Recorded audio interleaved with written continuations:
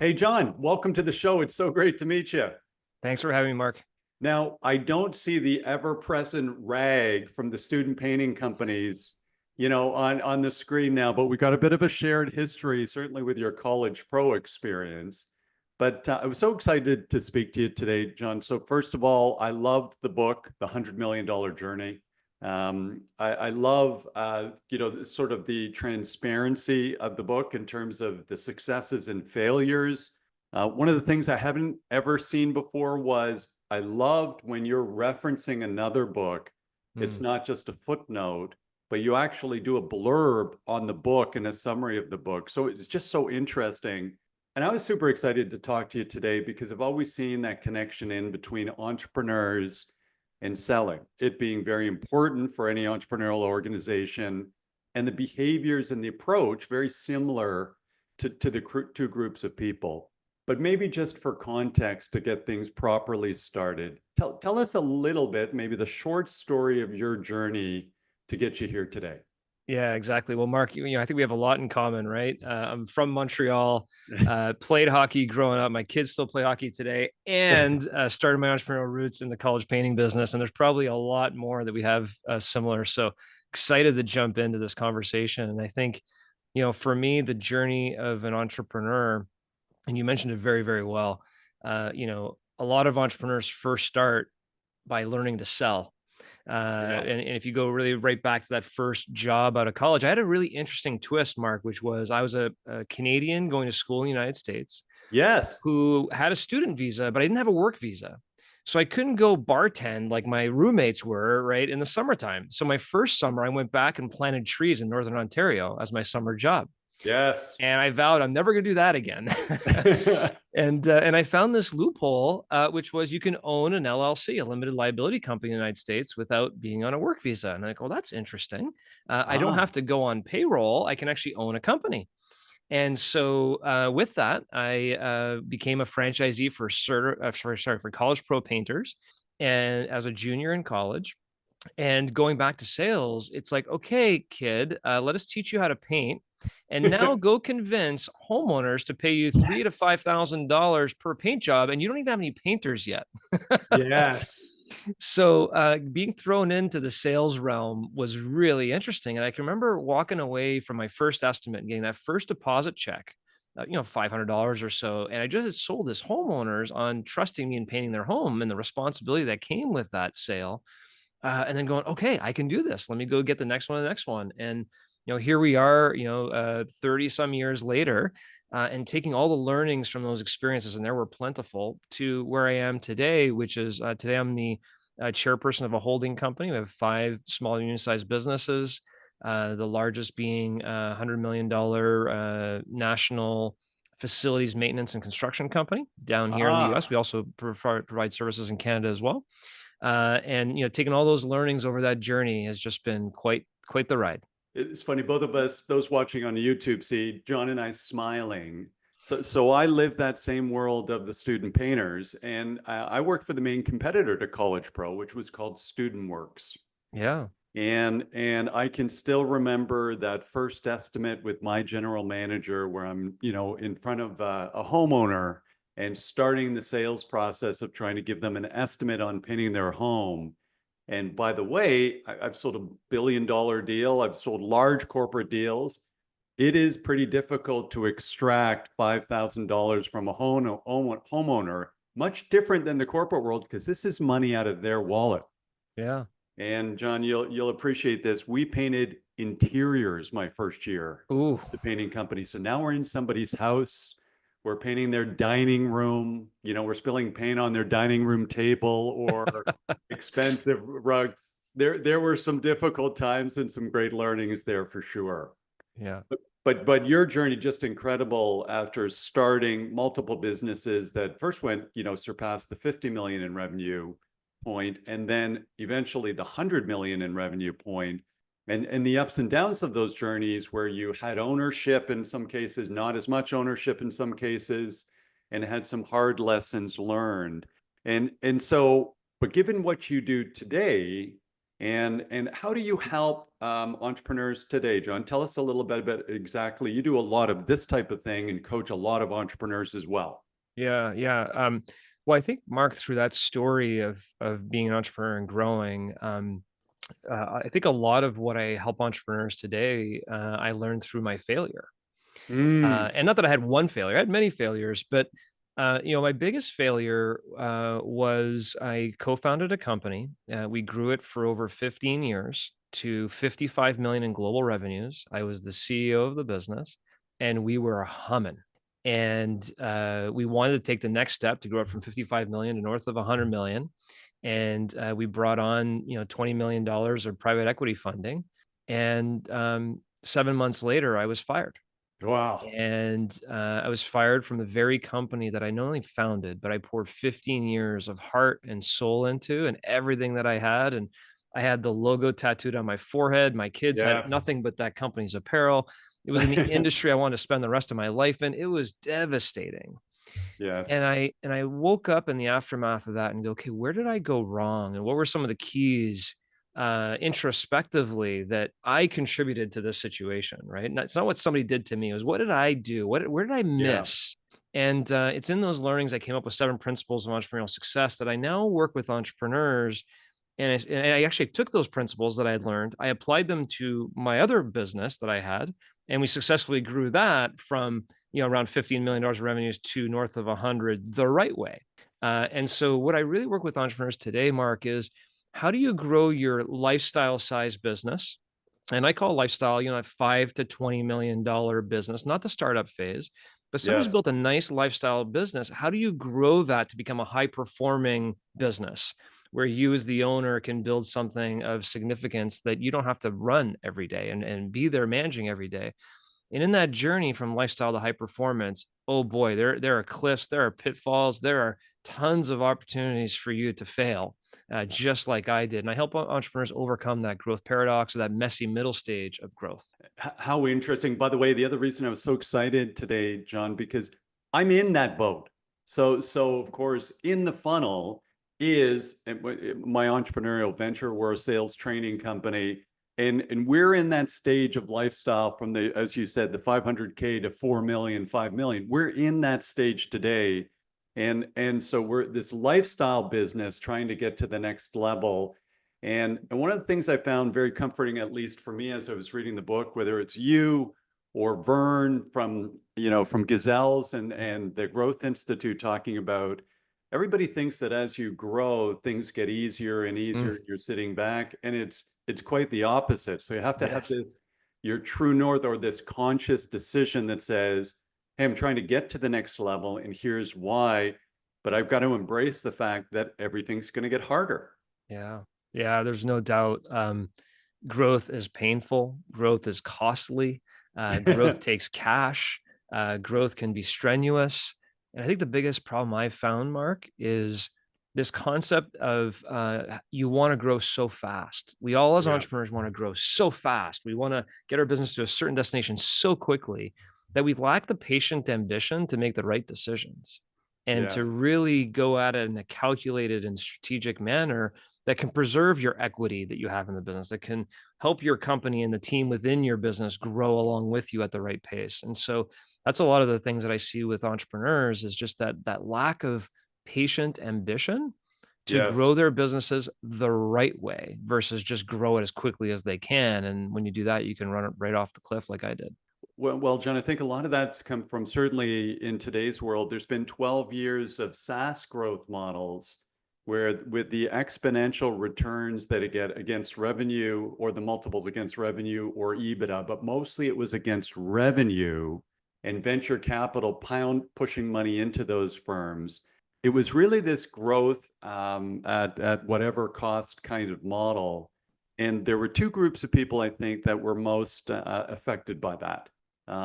First, the clients and the prospects.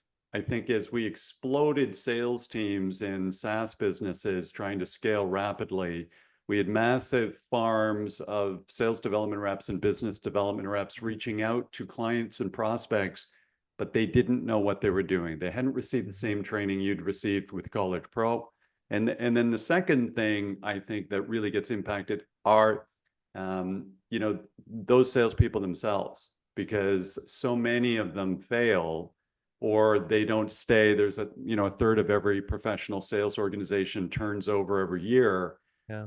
And what I think people don't realize is the impact on a young person if they start a new job. They're so proud to come out of college or university. They got that first sales job, maybe with a known brand in some capacity. And 7 months later, if they're no longer working for that firm or they were fired because it wasn't proper training, there wasn't proper patient growth expectations, I think it has this major impact on a young person. That kind of failure stings. And I could feel the sting of all of your ups and downs in the book as I was reading it. Yeah. It's really, really well written, but it's so authentic and transparent. Yeah, yeah, no, it's very true, and back to that, the growth. What happens when people growth for growth's sake, or growth at all cost? Yeah. What ends up happening is your business starts taking on customers you don't even want. They don't Yes. even fit your Yeah. portfolio. Then they Yeah. start taking you in different directions. Now you start diversifying in all these different verticals your business wasn't intended to go in, and then you start consuming cash, and just the problem starts amplifying. So, having that focus on how you're trying to grow, exactly where you're trying to grow, and being super targeted, like the riches are in the niches, like go after specifically what you do and do best, speaks a little Exactly. bit to that growth for growth's sake. When you growth for growth's sake, you just take everything that comes on, you say yes to everything, and that Yes. never works. Yeah. It's quick path to burnout. Yeah. Your clients aren't as happy, you're not as happy, and it's quick path to burnout. Mhm. So, when we look at all of your experience and all of the teams that you had these businesses scaling so rapidly. What are the most important sales skills for these entrepreneurs that you're working with today? When you start to think about them and their businesses, what do you think the most important sales skills are for them to cultivate? Yeah, that's a great question. This may not be a sales skill, but I want to double down on what I just said, which is the shiny object syndrome. Yes. And as an entrepreneur, you most likely were the top salesperson in your company before you hired your first salesperson, right? So Yes. you knew how Yeah. to do it, you knew how to sell the paint job, or you knew how to sell the product or the software, and then you built people around it to help you sell it going forward. But then Yes. what ends up happening is you get bored and you're like, well, they're selling that product now or that service. So why don't we start this new line, or why don't we do these new things? And you start diversifying yourself all over the place without really getting what you have to its max capability. So you Yeah. start burning a lot of time, energy, investment, and all these different side things that don't play to the core of what your business is. So I think that focus, to double down on what your company does and does well, until which point you've achieved a high performing company. Your company's making $1 million in net operating cash flow a year, and that company can kind of go on without you, and you want to start a new venture, go for it. But I think it's that real core focus to not deviate from the plan. And I think, to put it maybe a little bit differently as well, as, I remember my first sales training, and they were talking about, the vacuum salesperson who comes in and puts some dirt on the floor, vacuums it up, and says, "You want to buy a vacuum?" And they say, "Sure." And they buy one. And then, they train somebody that exact same way. And, a year later, the person's not making any sales because he's trying to oversell the vacuum cleaner. Right. Right. So how do you focus in on your core business, and in the sales realm is really the most important trait that I think entrepreneurs lack. Yes. Well, it's well said. Just that ideal client profile and sticking to the knitting. But I think it's almost in the nature of an entrepreneur. I think amazing entrepreneurs generally are about adding value into the universe. Mhm. And so the challenge is they're always on the lookout for other ways that they can be helping clients and prospects. So it seems so obvious. Hey, we're going to do this and we're going to do this and we're going to do this. And one of the things is it's not always sexy, but it's like exercise. Part of it is just the core discipline of showing up and doing the same thing, Yeah. just staying with it and just staying focused because we're all curious and we're all intellectually challenged. Sometimes we're always zipping all over the place. We have that problem a lot here at In the Funnel, frankly. I think if our Yeah. team was running this podcast and I wasn't on it, Yeah. he'd say every once in a while, Mark comes in on a Tuesday and has this vision of something to do. And 3 weeks from now, it doesn't seem like such a great idea. Yeah. And that's the concept of patient ambition as well. Wow, nice. Right. It kind of comes back full circle, which is to continue to go down the road, go more aggressive, maybe down the same road, but not deviate. And when I did find myself deviating as an entrepreneur, for example, we were in the sporting industry Yes, and we were running sporting events, hockey events, and lacrosse events, all these different events. And we're like, well, we're running these events. These people need to wear jerseys. Let's make some jerseys. Let's open a manufacturing exactly. facility Yeah, to make jerseys. And next thing you know, we're trying to sell a new product we knew nothing about, and gassing millions of dollars a year to try and provide jerseys to our customers because we thought it was just a natural idea, as opposed to just grow your core business, grow your core product yeah, or service. And so that lack of patient ambition plays into the sales component. And that brings it, Mark, me to other elements, which is, what is the strategic plan of the business? And you have a yes. core strategic business plan that you're following. So when John or Mark walk in on a Tuesday and say, we're going to paint the walls yellow, everybody's like, whoa, where's that in the strategic plan? They can hold you accountable to a plan as well. Well, in the early days, John, we had an informal advisory group, and that it was a little bit helpful for that, just forcing me to come up with the plan, and then on a quarterly basis go back to the plan. It just added a little discipline, but still more work to do on our side for sure. You know, you talked about those early stage entrepreneurs and some of those really important sales skills and staying focused. And you aptly point out, you know, we've had the same experience with our clients. We see, you know, entrepreneurs, they are very good at selling the vision and the outcomes from the offering. At what point do you typically try and counsel your clients to actually try and build a sales team where other people can actually sell? Because it's quite interesting. We're in a lot of mid-sized organizations. Let's call it a 25 to $50 million SaaS organization selling into an enterprise client, where the founder is still doing, the founder or one or two people are still doing the vast majority of the new client acquisition. Yeah. How and when do you sort of counsel your clients to start to try and build the sales organization? And then how do they actually ramp it up so other people outside the visionary can sell? Yeah. So in the 7 principles of entrepreneurial success that I talk about in the book, principle 7 is, how do you move from CEO to chairperson? Your number one job as an entrepreneur CEO is to replace yourself in every single role you fulfill in that business. That is your job. Right. Otherwise, you just bought yourself a job, right? And you are the job. So that's the key role. And my answer to that question is, as soon as possible. That's Mm, where I typically lean. And what I've learned is that a lot of entrepreneurs that initially start their business because they're the best sales rep yes. are not necessarily the best sales manager, because Yes. they look at their team, oh, I could do that better, I could do this better, right? And they don't know how to effectively manage their sales team effectively, and then they have a lack of control in their minds if they give up the sales management. And Yes. so there's a very interesting transition where I see a lot of entrepreneurs will want to hire their first salesperson and they'll become the sales manager, but then they suck at being a sales manager. They're too Yes, they distracted. do. They're not enough focused. They've never been a sales manager before. So they lack in those skill sets. So that's the next frontier, is how do you replace yourself as the sales manager to bring in a professional sales manager who can manage your sales team based on KPIs and metrics, and focus on the numbers and the growth of the salespeople and their and leadership of the salespeople and development of the salespeople accordingly. So, I think it's kind of that stair step. How do you replace yourself as soon as possible Hmm. from a sales perspective? Then you become the sales manager. And then how do you replace yourself as soon as possible from a sales management perspective, so you can be the visionary and not necessarily the integrator of the sales processes in the business? Your vision should still be present and should still Yes. be trained on. But just because you're the best sales rep doesn't make you the best sales manager. And you have to replace yourself for your business to grow. And that principle, John, is so true, not just in the entrepreneurial world, it's true in the corporate world. Yes. It's true in, you ran a professional, pardon me, a sports, amateur sports business. It's true in athletics. The best person on our hockey team was not someone who was the best leader on the hockey team. Yep. And the best players, Gretzky's a good example. He always said he couldn't coach. They Yep. often do it. You know, Wayne Rooney, British soccer. We get a lot of British folks listening to the podcast. Yep. You know, your best fantastic player, but can't move into that role. Those are different roles.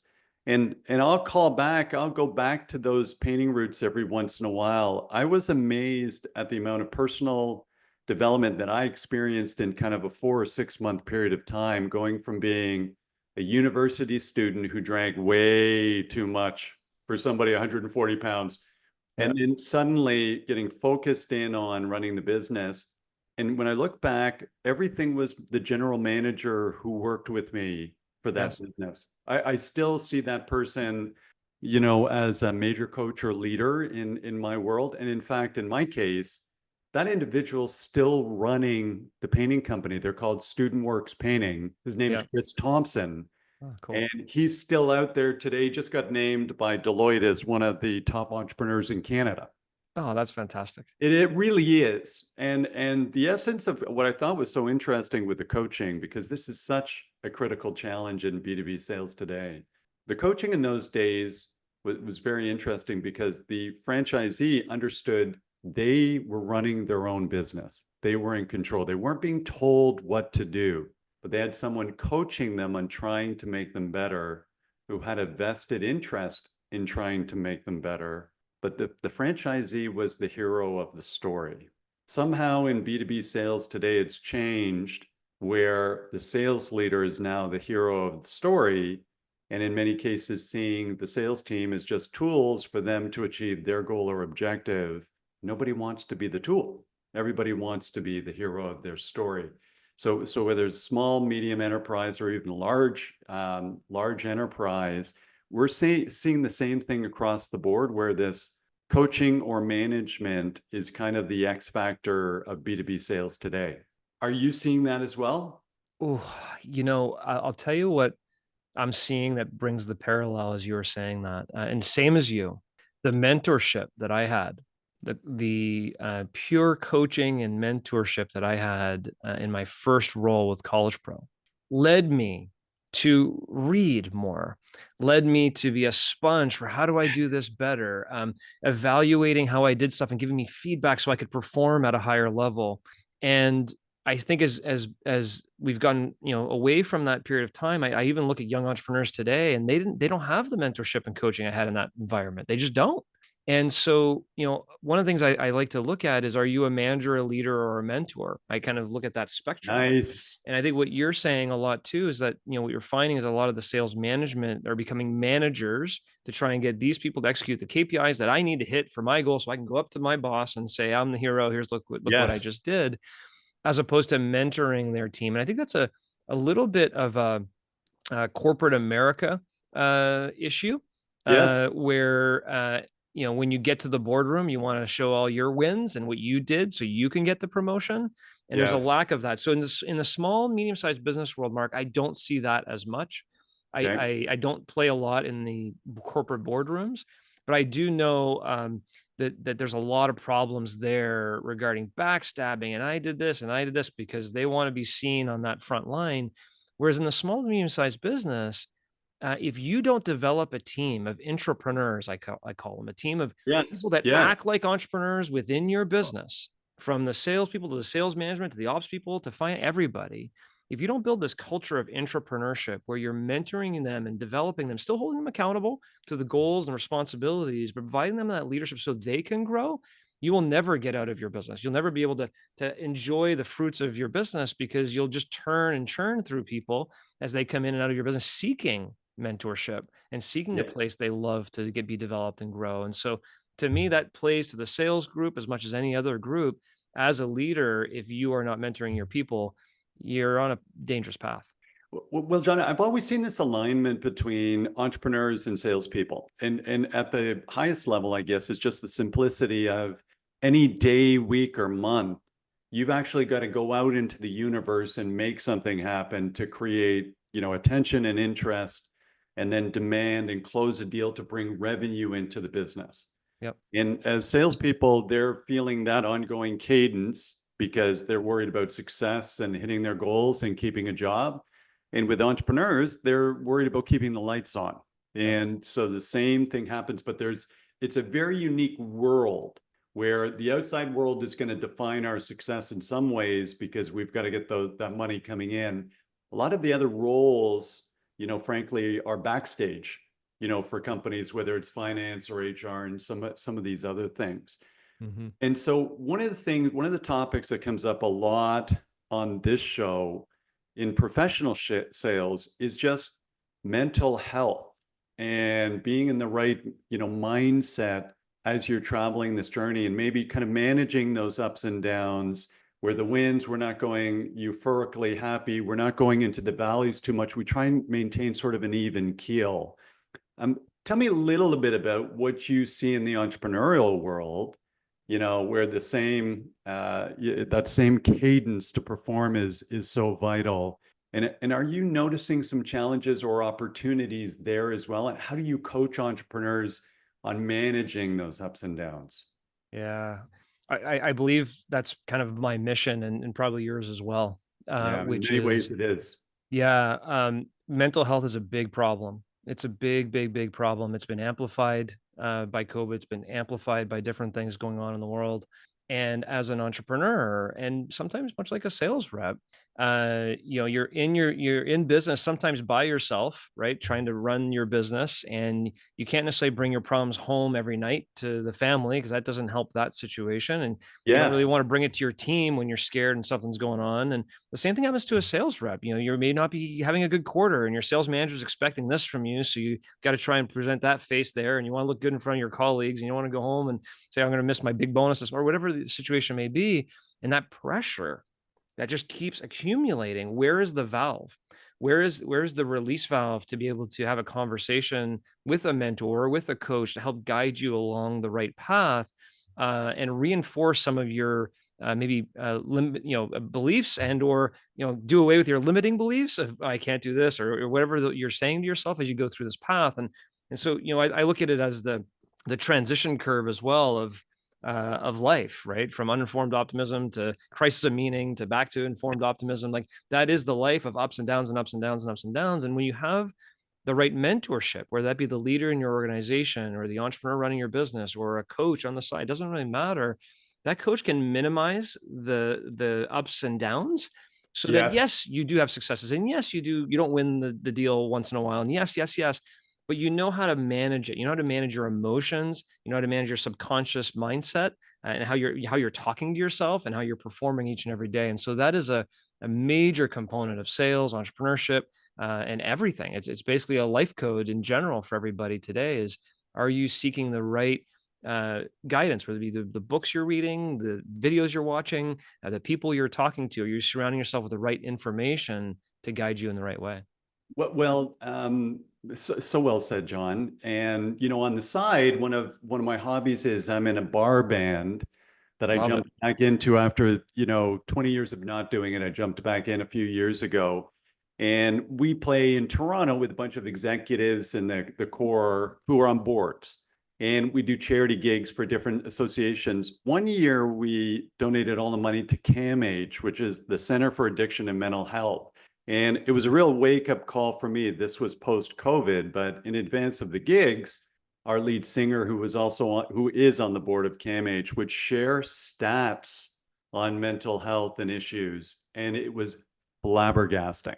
Hmm. The stats. So and one of the things that's interesting, the way they look at it is, there's this spectrum. And, in the past, you might have looked at it and said, if you cross this kind of this aspect, you've got a mental health issue. But there are a lot of steps along the path to that where Yes. you're just not yourself, or you're just not feeling good. And one of the things we've constantly sort of coached on this program is trying to focus on those things that you can control. There's a lot of things that are outside of our control. So if I'm short on revenue as an entrepreneur, if I'm short on qualified deals today as a salesperson, that's not going to change overnight. But over the next 2 or 3 days, I can certainly trigger some live conversations that are eventually going to lead me in the right direction. So zoning in on those things that we can control most. And just as a reminder for our listeners, just while we're on this topic, one book I picked up, which I thought was very interesting in the professional sales realm, was Anthony Iannarino's The Negativity Fast. So this would be somebody who's one of the top 10 thought leaders in B2B sales globally. And after everything he's published and everything he's done, his most recent book, second most recent book, came back and said, I'm going to talk about mindset and the negativity fast. And one of the things that struck me so much was he's got research in there on the power of gratitude and the idea of actually being grateful for what you have, your family, your loved ones, your health. The wealth, many of us look at ourselves and say, boy, I'm not as rich as the Joneses. My business is not as big as so-and-so's. And Anthony reminds us that, 96% of the entire global population lives on less than 35,000 a year. So some of these things where I think in the past we could take these things for granted. Now I think you have to have an intentional plan, almost like a strategic plan, to keep yourself in the right mental and physical framework so that you can be successful. I love that, Mark. I'm going to look up that book. I love Negativity Fast. And I'll tell you, this failure that I had, which was a little over 5 years ago, it wasn't that long ago. Wow. And it was in 2018. And this is, pre-COVID and pre-everything. And, again, 15 years of building this business, right? All going all out, long weeks, long years, you name it. And to lose it all in a second, not a second, but a few months, felt like a second. And I remember sitting down after that, feeling sorry for myself. And the biggest thing that helped me was the power of gratitude. And I looked at it a little bit differently at first. I wouldn't have called it the power of gratitude. What I called it was perspective. I said, you know what? I got a great wife, great family. We're healthy, two great boys. I have a home, I have a car. Yes, this sucks. Yes, this is going to hurt a lot of people. Yes, I could have done better, but in the grand scheme of things, there's a lot of people in life that don't have what I have right now, and I'm feeling sorry for myself. So slap yourself across the head, pick yourself back up, figure out what you did wrong, figure out what you could have done better, and get to work, right? And it's that perspective, view of things that led me to this power of gratitude area, which went, okay, this is really bad, but not insurmountable. And then you get to the other side of it and you're like, you know what, that in the grand scheme of things, that was a blip on the radar. You kind of look at it and go, I needed that to help me get to this area. And so you have a whole different positivity perspective on this big failure. And I would have never celebrated failure before. Now I'm like, hey, fail. Yeah, this is great. Like, I learned a lot from that opportunity experience. I don't want to fail again. Don't get me wrong, but I know how to overcome that with the power of gratitude. And so I appreciate you sharing that. That's great.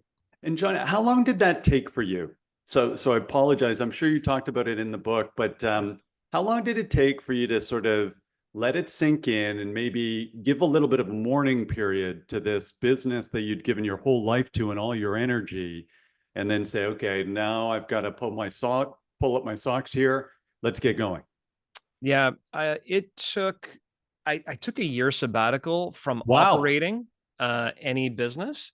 Yeah. But I did have another business venture that I was partnered in and continued to, focused a little bit on that. But I took a year and said, I'm not going to take any other role or operating job or do anything. I just really need this time to figure this out. And I was thankfully able to do that. And I'd say, but it probably took me a good 6 months to be like, okay, like, even though I'm still on this thing, I'm antsy, I'm ready to kind of get going again. But I did take that time, like just a lot of self-reflection, on and what that self-reflection was, like, I think it's relevant. And this applies again to salespeople and entrepreneurs the same. I was running so fast in building this business, and the business was growing so fast that at the end of it, when I lost it all, I asked myself, well, what was I doing that for? And I've always been a very goal-oriented person. I had goals as an individual and goals as a business person, but they weren't aligned. And my goals were short-term goals. And so one of the biggest things I came in that moment of perspective and gratitude is I said, I'm going to design a 30-year life plan.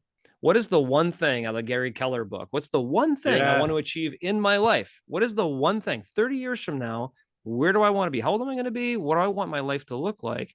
Oh, that's a long time from now. Oh, wow. Okay. Let me backtrack. Where do I want to be in 15 years? Where do I want to be in 5 years? Where do I want to be next year? Okay. Got it. And now I got a life plan. Now let me go do in business what will align to my life plan. Yes. Why did I want to grow a company so fast and bring on equity and then lose my equity and then lose control of business? Because I was chasing something. What was I Yeah. chasing? Because it had nothing to do with my life plan. And now Right. everything I do today aligns to what I'm trying to achieve in my life. And I find a lot more symmetry. I find myself in the zone of, doing things I'm passionate about. I know I can be the best in the world at, and it drives my economic engine. And that is, the hedgehog concept from Jim Collins, which is like, that's where you need to be, right? Right. That intersection of the area. So to me, if you're a salesperson, it's the same thing. Make sure Yes. you know what you're trying to achieve. And it's not just the commission check at the end of the month. What are you That's ultimately right. trying to achieve in life? And then align your sales objectives to match that. So helpful. Tying back to the why, tying back to the why. So helpful. Nice for you to bring out, by the way, the Venn diagrams I haven't seen since the finite math days at university. So it was nice to get scared by those again. Yeah. But pulling those back out and saying, okay, let's connect why we're doing this, because now when I'm jumping outside my comfort zone on a regular basis, I actually understand why.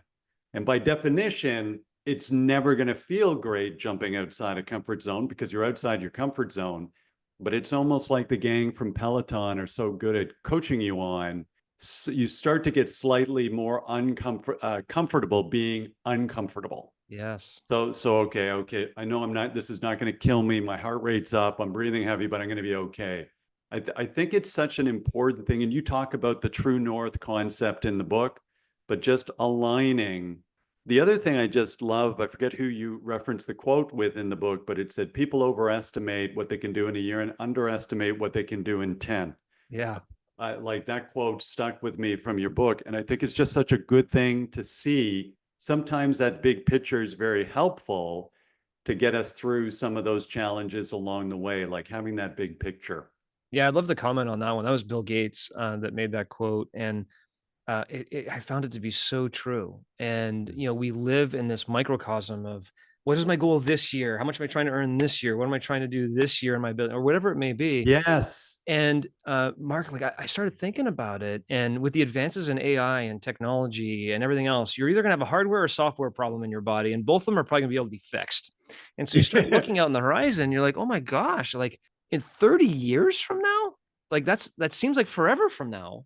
But when you have a long-term view horizon, you can actually start being a little more strategic on what you're doing, how you're doing it, and you can view some of these. I didn't get the sale yesterday as not that big of a deal. You're still heading Yes. in the same direction. And so that real long-term perspective and view on things meant a lot. And even if, I like to ask entrepreneurs all the time, do you have a life plan? Period. End of story. And the answer is Yes. 9 out of 10 times no. Most Yes. people do not have a life plan. And when they start thinking about it, they start thinking about the next couple of years. I'm like, no, let's start with the end in mind. Like, what are you ultimately trying to do long term?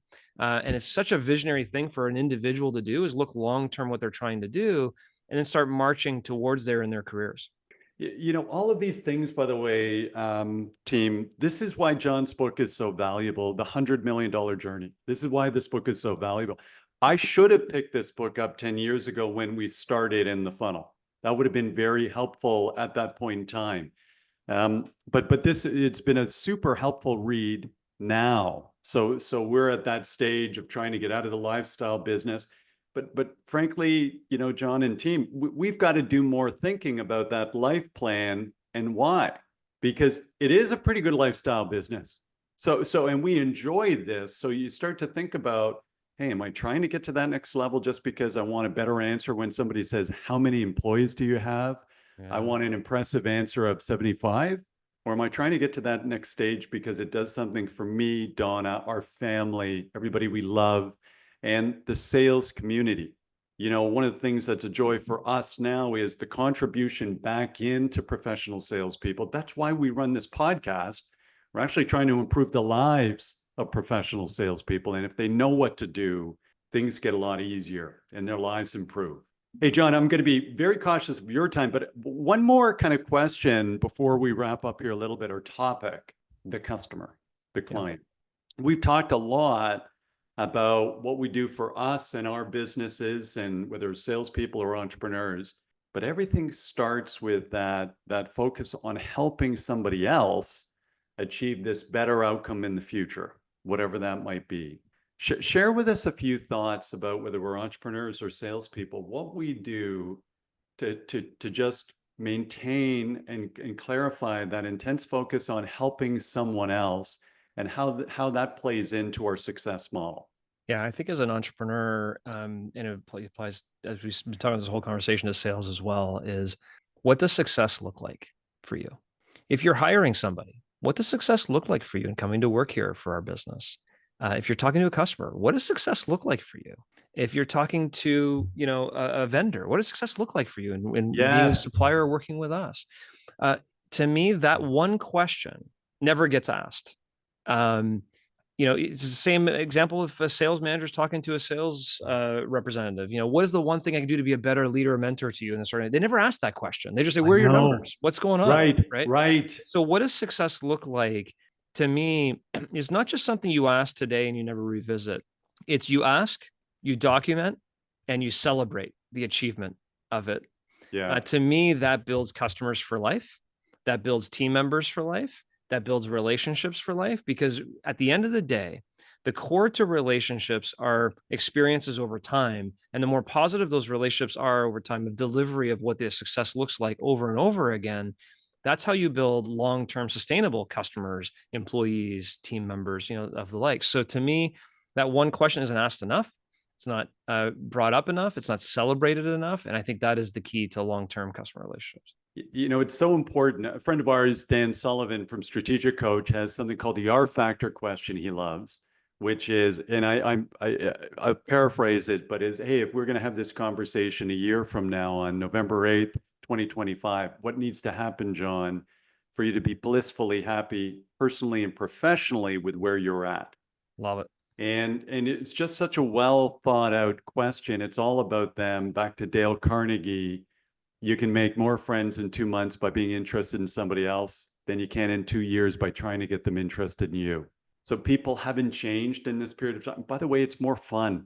It Much more like the fun. whole who wants to pitch and talk about me? I want to learn about you. That's why something like this podcast is so much fun. John, this has been amazing. And team, by the way, the book we've been discussing, The $100 Million Journey, your guide to growing the business of your dreams without going off a cliff. The Amazon link to this book will be in the show notes. Of course, by the way, it's a gorgeous book. And one of the things that I picked up, a couple of books, including The One Thing, there's many books in here you reference I haven't read. And The One Thing is, I've already ordered that on Amazon. So thank you for that. How do people learn more about you, John? After hearing this podcast, they're going to want to engage with you. What's the best way to do that? Yeah, I think LinkedIn, John St. Pierre on LinkedIn. You connect me there. My website, 100M Journey. So 100M is in million journey.com. You can connect me there as well. And certainly would love to talk to anybody, give free consultation calls to any business owner, entrepreneur, or sales rep for that matter, to help them on their journey. Oh, thank you, John. And thank you so much for joining today. What a pleasure meeting you. And team, thank you so much for joining the Selling Well podcast today. If you like today's discussion, please like and subscribe to the Selling Well podcast, because that's actually how we get great guests like John, when you like and subscribe to the podcast. And one other favor, we know we're not perfect at running a podcast, and your feedback really matters to us. So please share your constructive criticism and great ideas for the Selling Well podcast with me, Mark Cox, at inthefunnel.com. Mark Cox at inthefunnel.com. That's my personal email, team, and I check and respond to every piece of feedback we get on the Selling Well podcast. So let us know what to do, and we love constructive criticism. Don't pull your punches, and thank you for doing so. John, thanks again. Team, we're going to see you next time on the Selling Well podcast.